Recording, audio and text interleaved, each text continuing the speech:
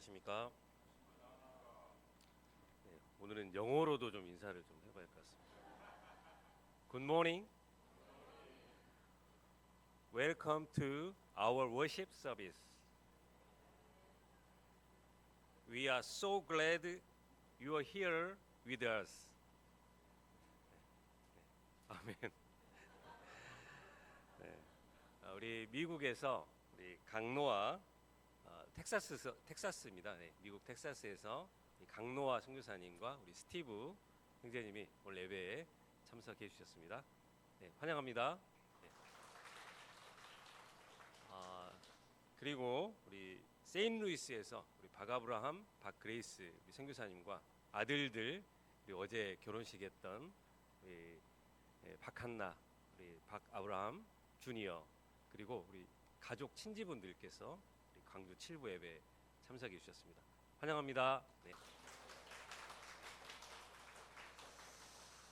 네, 오늘 예배를 하나님께서 크게 복 주시기를 기도합니다. 네, 오늘 말씀을 시작하겠습니다.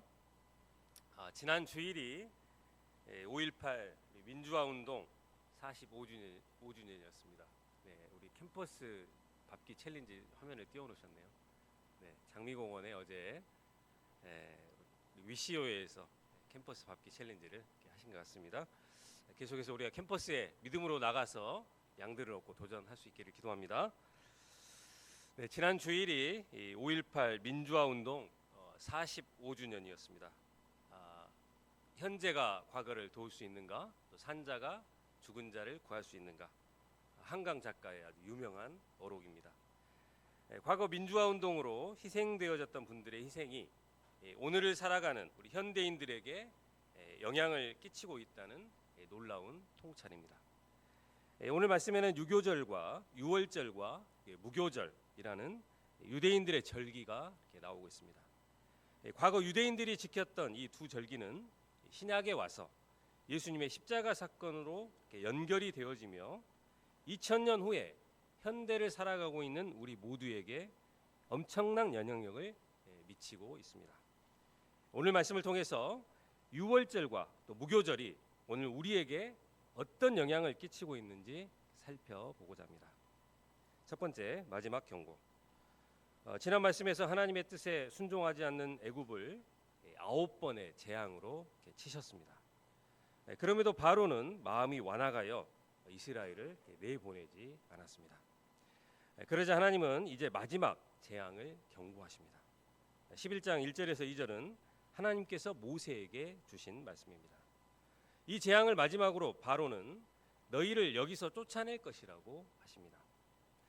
이때 백성에게 말해서 각기 이웃들에게 은금 패물을 구하게 하라고 하셨습니다. 하나님은 10번의 재앙을 내리셨지만 어찌된 일인지 이스라엘 백성들은 애굽 사람들로부터 은혜를 받게 하셨습니다.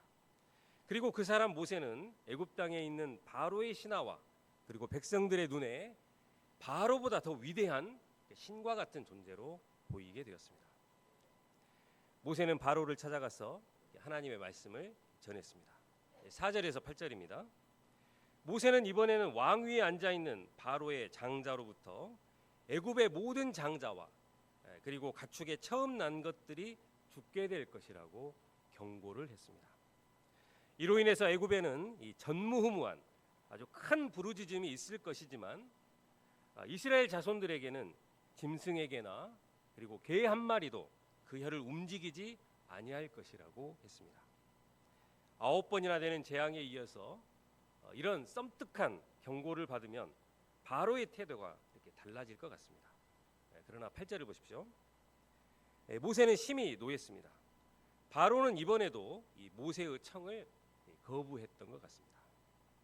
모세는 바로 앞에서 아주 교만한 말을 했습니다. 왕의 모든 신하가 내게 내려와서 내게 절을 하면서 나가달라고 부탁을 해야 이제 내가 나갈 것이라고 하면서 바로에게서 나왔습니다. 결국 바로가 하나님의 경고를 무시한 것으로 인해서 하나님은 애굽 땅에서 그의 10번째 기적을 더하실 수밖에 없었습니다. 하나님은 모세와 아론에게 이 달을 1년 중 첫째 달이 되게 하라고 하셨습니다. 달력을 새로 만들라는 말씀입니다. 새로운 왕이 통치를 하게 되면 그 해를 시작하는 해로 정하고 호칭을 바꾸는데 이것을 연호라고 합니다. 우리는 지금 예수님이 태어나신 해를 기준으로 서기 2025년이라고 이렇게 쓰고 있습니다.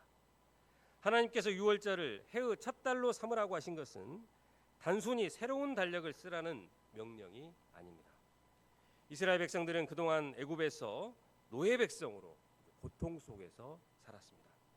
그런데 이제는 이 올무와 같은 것에서 벗어나서 하나님의 백성으로서의 새로운 삶이 시작되었다는 것을 의미하고 있는 것입니다.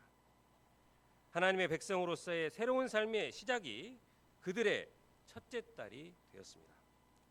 이것은 하나님께서 그들을 구원하신 사건이 그들의 삶의 중심이 되어야 한다는 메시지를 담고 있다고 볼 수 있습니다. 3절에서 14절은 유월절 규례에 관한 내용입니다. 유월절은 히브리어로는 페사흐로 넘어가다는 뜻을 가진 동사인데 이것이 영어 패스오버의 기원이 되고 있는 단어입니다. 다음 주가 되면 시작하게 되는 그 6월이 아니라 넘어감을 기념하고 있는 절기인 것입니다. 그러면 무엇을 넘어간다는 것입니까? 6월절 절기는 먼저 첫째 달 10일에 어린 양을 취하는 데서부터 시작이 됩니다. 가족 단위로 한 마리를 준비하되 식구가 많지 않으면 한 마리를 먹을 수 있는 수를 채우기 위해서 이웃과 함께 한 마리를 택해야 합니다. 이때 특별히 선택할 어린 양은 흠없고 일련된 수컷으로 하되 양이 없으면 염소도 가능합니다. 이렇게 주의 깊게 살펴서 선택한 양이나 염소를 14일까지 나흘 동안이나 간직했다가 14일 저녁에 해질 때에 그 양을 칼로 잡았습니다. 이때 어린 양에게서 나온 그 피를 집 밖에 있는 대문의 좌우 문설주와 그리고 인방에 발랐습니다. 그리고 14일 밤에 고기를 불에 구워서 무교병과 쓴 나물과 함께 먹어야 했습니다. 날것으로 먹거나 삶아서 먹지 말라고 하십니다. 머리와 다리와 내장까지도 다 불에 구워서 먹어야 합니다. 혹시 아침까지 남은 것이 있으면 다 불살라야 합니다. 11절을 보십시오. 너희는 그것을 이렇게 먹을지니 허리에 띠를 띠고 발에 신을 신고 손에 지팡이를 잡고 급히 먹으라. 이것이 여호와의 유월절이니라. 우리가 보통 식사를 하게 되면 허리띠를 풀고 또 신은 벗고 천천히 꼭꼭 씹어 먹습니다. 그런데 유월절 음식을 먹을 때는 허리에 띠를 띠고 또 그리고 신은 신을 채로 한 손에는 지팡이를 잡고 급하게 먹으라고 말합니다. 왜 이렇게 해야 하는 것일까요? 이것은 출애굽할 순간이 임박을 했고 또 출애굽의 명령이 떨어진 후에는 조금이라도 지체하면 안 되기 때문입니다. 머뭇거리다가 바로에게 다시 잡히면 그들의 남은 여생이 180도로 달라지게 되기 때문입니다. 이스라엘 백성들이 바로의 세력에서 속히 빠져나와야 했듯이 오늘날 우리들은 이 세속의 세계 그리고 죄악의 세계로부터 벗어나서 이제는 하나님을 섬기고자 하는 자들은 머뭇거리지 말고 속히 여기서부터 빠져나와야 하는 것입니다. 속히 빠져나오지 못하고 늘 머뭇거리고 있으면 괴롭습니다. 게으르고 무책임하고 그리고 자기중심적이고 이기적인 죄에서 속히 나와야 경건을 배우고 그리고 영적으로 성장할 수가 있습니다. 술과 담배, 도박과 정욕과 같은 이 육신주의 세력에서도 속히 나와야 합니다. 아기자기하게 소시민으로 살고 싶은 꿈에서 빠져나오지 않으면 여러 민족의 아버지요 그리고 어머니 같은 그런 위대한 인생을 살 수가 없습니다. 늘 고난 없이 영광만 얻고자 하는 마음에서 빠져나오지 못하면 자기를 부인하고 그리고 자기 십자가를 져야 하는 제자의 삶을 살아갈 수가 없습니다. 그런데 이런 애굽의 죄악된 요소에서 출애굽하지 못하면 하나님을 제대로 섬길 수 없다는 것을 알아도 막상 출애굽하는 것이 쉬운 일은 아닙니다. 그렇다고 계산하고 눈치만 보고 있다가 때를 놓치게 되면 영원히 나올 수가 없습니다. 출애굽은 내가 원하는 아무 때나 할 수 있는 것이 아닙니다. 골든 타임, 가스 타임이 있습니다. 하나님께서 떠나라고 명하실 때 순종해서 바로 떠나야 하는 것입니다. 잠시만요. 일단 한번 기도해 보겠습니다. 좀 더 준비가 되면 떠날게요. 이렇게 하면서 질질 끌려다니면 다시 사탄에게 사로잡혀서 일생 죄의 노예로 살 수밖에 없습니다. 그때 말을 잘 들을 걸, 때늦은 후회를 해도 소용이 없게 됩니다. 죄 짓는 일에는 그렇게 신속하면서 하나님의 뜻에 순종하는 데에는 온갖 늑장을 다 부리고 신중에 신중을 기하는 사람들이 있습니다. 저희들이 머뭇머뭇하다가 때를 놓친 후에 후회하지 말고 하나님께서 명하실 때 지체 없이 순종하는 믿음의 사람들이 되기를 기도합니다. 11절까지가 이스라엘이 유월절에 해야 할 예식이라면 12절은 하나님께서 하시는 일입니다. 12절을 보십시오. 하나님께서는 그 밤에 사람이나 짐승을 막론하고 처음 난 것을 다 치시고 애굽의 모든 신을 심판하셨습니다. 이것이 애굽에 내리는 10번째 재앙이자 마지막 재앙인 장자 재앙입니다. 하나님께서 애굽을 치는 것은 우상 숭배에 대한 심판이요, 하나님의 주권에 순종하지 않는 교만에 대한 심판입니다. 바로는 돌이킬 기회를 여러 번 얻었음에도 회개하지 않았습니다. 하나님은 이런 바로를 오래 참으셨으나 바로는 인내하시는 이 하나님의 사랑을 멸시했습니다. 하나님은 오래 참으시지만 그렇다고 해서 무한정 참으시는 분이 아니십니다. 끝내 회개치 않을 때 결국 그 죄악을 심판하십니다. 오래 참으신 만큼 그 이후에 임하는 심판은 아주 철저하고 무섭습니다. 그 밤에 애굽 전역에 큰 부르짖음이 있었습니다.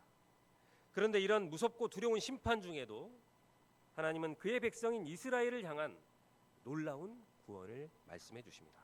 13절 말씀을 다 함께 읽어보겠습니다. 시작.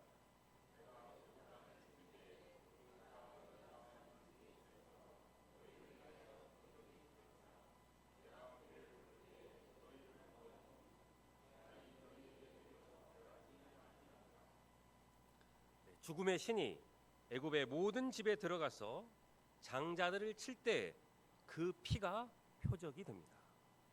유월절은 어린 양의 피를 좌우 문설주와 인방에 바른 집은 죽음의 신이 들어가지 않고 그 피를 보고서 그냥 넘어가 주겠다는 것입니다. 그들이 죽음의 재앙을 받는 이유는 애굽이나 이스라엘이나 모두 하나님 편에서 보면 똑같이 우상 숭배를 하고 있는 죄인들이었기 때문입니다. 이스라엘 사람들도 애굽 사람들처럼 물질을 사랑하고 또 쾌락을 사랑하고 또 세상의 잔재미를 사랑했습니다. 전적으로 주님을 위해서 수고하고 헌신하기보다 적당히 애굽과 양다리를 거치며 살았습니다. 바로와 애굽 사람들이 하나님을 알지 못하는 가운데 죄를 지었다면 이스라엘은 하나님을 알면서도 죄를 지었기 때문에 오히려 더 큰 재앙이 그들에게 임해야 했습니다. 그 피가 너희를 위하여 표적이 된다는 말씀은 이스라엘 백성들도 예외 없이 심판의 대상이라는 것입니다. 그런데 이스라엘 집에는 이 하나님의 심판이 임하지 않았습니다. 죽음의 사자가 문설주와 인방에 발라진 이 어린 양의 피를 보고 그냥 넘어갔기 때문입니다. 여기서 하나님은 왜 이 어린 양의 피를 구원의 표적으로 삼았을까요? 애굽 사람들과 구분하기 위해서라면 이스라엘의 국기를 걸면 될 것입니다. 왜 피가 발라져야만 했을까요? 죽음의 신이 요구하는 것은 바로 생명이기 때문입니다. 애굽에 있는 모든 장자들의 생명입니다. 이것을 대신해 줄 수 있는 흑기사가 있을까요? 생명은 오직 생명으로만이 대체될 수가 있습니다. 이스라엘의 장자의 희생을 막아주는 흑기사는 1년 된 흠없는 순양이나 그리고 숫염소였습니다. 이것들이 대신 죽어서 그것이 피를 흘려야만이 이 죽음의 재앙에서 벗어날 수가 있었습니다. 이스라엘 백성이라서가 아니라 그 집안에서 이스라엘 백성들을 대신해서 죽임을 당한 어린 양을 통해서 이 죄에 대한 심판이 이루어졌다고 보기 때문입니다. 죄의 삭시, 어린 양의 죽음을 통해서 지불이 되면서 죄에 대한 하나님의 공의가 충족되었기 때문입니다. 하나님은 유월절 어린 양이 흠이 없고 1년 된 수컷이어야 한다고 말씀하십니다. 흠이 없다는 것은 눈먼 것이나 저는 것, 병든 것이 아니라는 것을 말하고 있습니다. 거룩하신 하나님께 드려지는 희생 제물은 그 몸에 약간의 결함이라도 없는 것이어야 했습니다. 한마디로 유월절 어린 양은 가장 상태가 좋은 그런 양이어야 했습니다. 이렇게 가장 좋은 양을 드려야 한다고 생각할 때 아마도 유대인들은 아까웠을 것입니다. 굳이 이렇게 좋은 양을 잡아야 할까? 피는 같은 피가 아닌가? 나이 들어서 비실거리는 그런 양을 잡아도 되지 않을까? 이렇게 생각할 수도 있었습니다. 그러나 오직 흠없고 점없는 어린 양의 희생으로 말미암아 그 집에 이 장자의 재앙을 피할 수가 있습니다. 과거 이스라엘의 명절인 이 유월절은 장차 있게 될 심판과 구원의 예표입니다. 모든 인간은 죄를 범하여 하나님의 영광에 이르지 못하였습니다. 바울은 이 죄의 대가가 사망이라고 했습니다. 한 번 죽는 것은 사람에게 정해진 것이요 그 후에는 심판이 있을 것이라고 했습니다.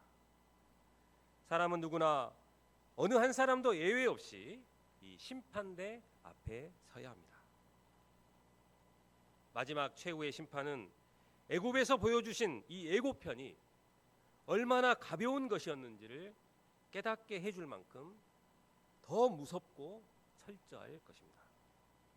우리는 이런 최후의 심판대 앞에서 모두 망하게 된 죄인들이었습니다. 그런데 이때도 그 피가 표적이 됩니다. 하나님은 그의 아들을 우리 죄를 대신 뒤집었을 어린 양으로서 이 땅에 보내어 주셨습니다. 예수님은 하나님께서 어린 양으로 삼으신 아무런 흠도 점도 없으신 분이십니다. 그의 몸이 찢기고 상하여 피 흘리심으로 말미암아 그 피가 우리의 인생들에게 발라지게 될 때 죽음의 신이 다시 한번 우리를 지나가게 될 것입니다. 과거가 현재를 도울 수 있는가? 죽은 자가 산 자를 구할 수 있는가? 예수님이 흘리신 그 피는 2000년 후인 오늘날 우리에게도 표적이 되어집니다. 예수님의 피가 우리 마음에 뿌려질 때 우리는 악한 양심으로부터 벗어나게 되고 몸은 맑은 물로 씻음을 받게 되어 참 마음과 그리고 온전한 믿음으로 하나님께 나아갈 수가 있습니다. 예수님이 흘리신 그 보배로운 피의 능력은 우리의 모두의 죄, 과거의 죄, 현재의 죄, 그리고 미래의 죄 모두를 단번에 영원히 속죄해 주심으로 우리를 거룩하게 해 주십니다. 우리가 하나님의 무서운 진노의 심판을 면하고 구원받게 되는 것은 오직 예수님께서 흘리신 이 피의 은혜로 말미암은 것입니다. 사람들은 죄에서 해방되고자 많은 투쟁을 합니다. 지은 죄를 잊어보려고 많은 노력을 하게 됩니다. 지금 시대에 무슨 죄타령이냐고 가볍게 여겨보기도 합니다. 나만 그런 게 아니라고 이렇게 상대화하기도 하고 또 어쩔 수 없었다고 합리화를 해보기도 합니다. 그러나 이러한 죄는 저절로 없던 것으로 되지 않고 또 시간이 지난다고 해서 이 죄가 잊혀지는 것이 아닙니다. 오히려 해결되지 않고 남아있는 죄는 조금씩 우리의 몸과 영혼을 병들게 해서 죄에 대한 면역력을 약화시키고 또다시 죄를 범하게 합니다. 반복해서 죄를 짓다 보면 죄악된 습관 하나 극복하지 못하는 자가 무슨 목자요 또 다른 사람을 도울 수 있는가 하면서 하나님의 부르심을 의심하게 만듭니다. 어떻게 이런 징글징글한 죄의 사슬로부터 우리가 벗어날 수가 있습니까? 그 피가 너희가 사는 집에 있어서 너희를 위하여 표적이 될지라. 우리가 자신의 무력함을 깨닫고 온전히 예수님의 이 피를 의지할 때 무거운 죄의 사슬에서 벗어날 수가 있습니다. 사도 베드로는 이렇게 고백하고 있습니다.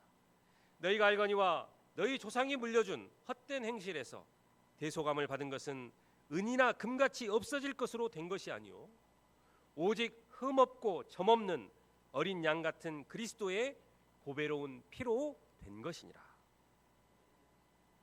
우리가 어떤 경우에도 잊어서는 안 될 것이 바로 이 예수님의 피의 희생을 통해 주신 구원의 은혜입니다.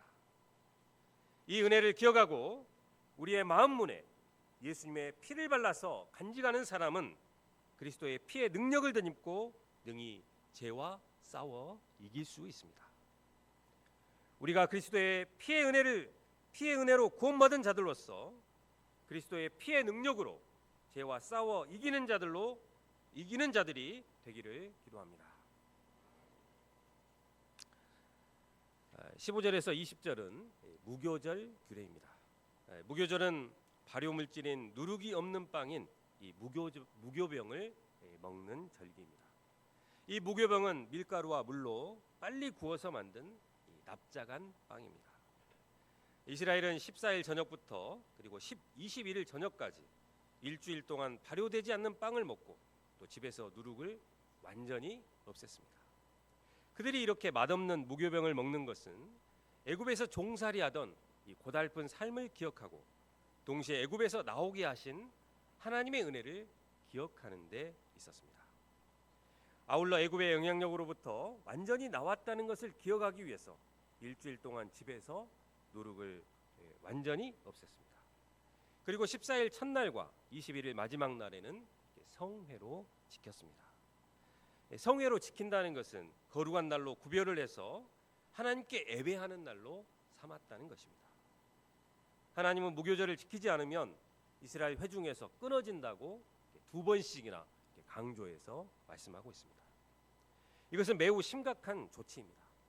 구원받은 사람에게 주시는 새로운 생명과 그리고 새 삶을 누릴 수 없다는 것입니다. 24절과 25절에서는 하나님께서 이 무교절을 영원한 규례로 삼아서 대대로 지키라고 했습니다.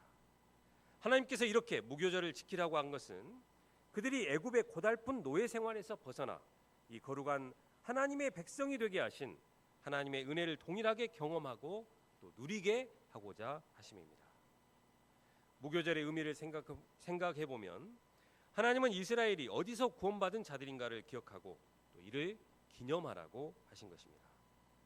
이것을 우리 현대인들에게 적용해 보면 우리도 내가 어떤 사람이었는데 구원받은 자들인가를 기억하는 것이 중요하다는 것입니다. 이스라엘의 초대 왕인 사울과 다음 왕인 다윗은 둘 다 하나님의 부르심을 받고 왕이 되었습니다. 그런데 다윗은 늘 자기가 양을 치던 목동이었는데 하나님께서 이런 나를 이스라엘의 주권자로 삼아 주셨다는 구원의 은혜가 차고 넘치는 사람이었습니다. 그래서 그는 늘 겸손하였고 하나님의 은혜를 또 잘 감당할 수가 있었습니다. 반면 사울은 가장 약한 베냐민 지파 사람이었고 또 그것도 별 볼 일이 없는 유력한 가문도 아니었습니다. 하나님의 일방적인 은혜로 그를 이스라엘의 초대 왕으로 세워 주셨습니다. 사울은 이런 하나님의 은혜를 잘 감당해야 했지만 그 후 교만해져서 하나님의 뜻을 거스르는 삶을 살았습니다. 우리는 매번 소감을 쓰면서 하나님께서 어떤 나를 구원해 주셨는가를 잘 기억해야 합니다. 그리고 죄의 누룩을 철저히 제거하면서 경건한 삶을 살아가는 자들이 되기를 기도합니다. 이스라엘 백성들이 이제 출애굽에서 나갈 때 장정만 60만 명 정도 되었습니다. 특이한 것은 수많은 잡족들이 그들과 함께 했다는 것입니다. 다른 민족 사람들도 많이 나왔다는 말입니다. 그들은 왜 노예 백성을 따라 이렇게 나왔을까요? 11장 3절에 보면 9번의 재앙으로 애굽 사람들이 이스라엘 사람들을 호의적으로 보게 되었고, 모세는 바로의 신하들과 그리고 애굽 사람들에게 위대하게 보여지게 되었다고 했습니다. 여호와 하나님께 대한 자세가 많이 바뀌어 있었습니다. 그러다가 유월절 사건을 계기로 이스라엘 백성과 함께 애굽을 떠나기로 한 것입니다. 40절은 이스라엘 자손이 애굽에 거주한 지 430년이라고 밝히고 있습니다. 이 숫자는 단순한 연대가 아니라 하나님의 약속은 결코 잊히지 않는 것이며 반드시 성취된다는 신실함을 말하고 있습니다. 아브라함에게 하신 약속대로 하나님께서는 430년이 찼을 때 정확히 그들을 애굽에서 이끌어 내셨습니다. 하나님의 시간은 언제나 정확하고 오차가 없습니다. 이스라엘의 출애굽은 하나님의 계획대로 이루어진 일입니다. 하나님은 이스라엘 백성들을 통해 430년 동안 애굽에서 하고자 하셨던 일들을 마치시고 이제 때가 되매 그들을 애굽에서 데리고 나오신 것입니다. 이스라엘 백성의 출애굽 역사는 430년짜리 프로젝트였던 것입니다. 그런데 하나님께서 계획하신 인류 구원 역사는 더 깁니다. 아담과 하와의 타락의 때로부터 약속하신 메시아를 몇천 년이 흐른 후 그 약속을 따라서 예수님을 보내어 주셨습니다. 이 예수님의 십자가 보배 피를 믿는 자들은 2000년이 지난 지금도 구원을 받고 있습니다. 하나님의 놀라우신 인류 구원 역사의 프로젝트라 하지 아니할 수 없습니다. 결론적으로 이스라엘의 유월절 규례는 오늘날 예수님이 하나님의 어린 양이 되심으로 그 피가 표적이 되어서 예수님의 피의 능력과 그리고 피를 믿는 자들은 구원을 받을 수 있게 되었습니다. 무교절 규례는 오늘날 구원의 은혜를 기억하고 피의 은혜를 헛되지 않는 삶을 사는데 그 의의가 있습니다. 과거의 절기들이고 또 먼 옛날 일어난 일들이지만 이것들은 오늘을 살아가는 우리들에게 놀라운 영향을 끼치고 있습니다. 예수님은 유월절 규례 속에 있는 어린 양으로 오셔서 우리를 단번에 영원한 속죄를 이루어 주셨습니다. 그 피가 표적이 되어서 그 피가 마음에 뿌려진 자들을 구원해 주십니다. 우리가 이 주님의 놀라운 은혜를 감사 찬양하며 죄의 누룩을 경계하면서 거룩한 하나님의 백성들로 살아갈 수 있기를 기도합니다. 요절 말씀 13절을 같이 읽고 기도하겠습니다. 시작. 내가 애굽 땅을 칠 때에 너희를 위하여 표적이 될지라. 내가 피를 볼 때에 너희를 넘어가리니 재앙이 너희에게 내려 멸하지. 하나님 아버지, 오늘 유월절과 또 무교절 규례를 배우게 하심을 감사합니다. 예수님이 이 유월절 어린 양이 되셔서 우리의 죄값을 다 치르시고 우리를 죄로부터 그리고 심판으로부터 구원해 주신 놀라운 은혜를 감사 찬송드립니다. 우리가 불순종과 또 정욕과 거짓으로부터 구원받은 자들인 것을 늘 기억하고 예수님의 보배 피가 우리 마음에 뿌려져서 늘 피의 은혜 속에서 살아가는 자들이 되게 하시기를 기도합니다. 우리가 죄의 누룩이 퍼지는 것을 경계하며 하나님의 자녀답게 또 경건한 삶을 살아가는 자들이 되게 하시기를 기도합니다. 예수님의 이름으로 기도합니다.